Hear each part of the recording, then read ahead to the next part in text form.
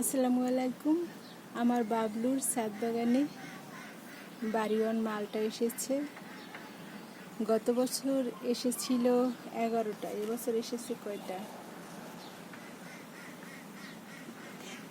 এবারও তো ম্যাজিকের মতো সেই না 12টা এসেছে, একটা বেশি এসেছে।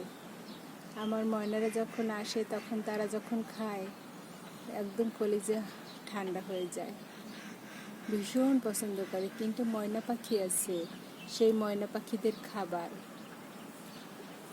আম্মু ভীষণ পছন্দ করে।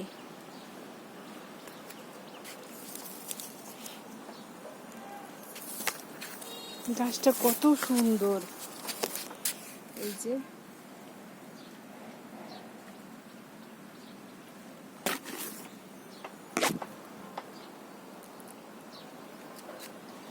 সবাই ভালো থাকবেন, আল্লাহ হাফেজ।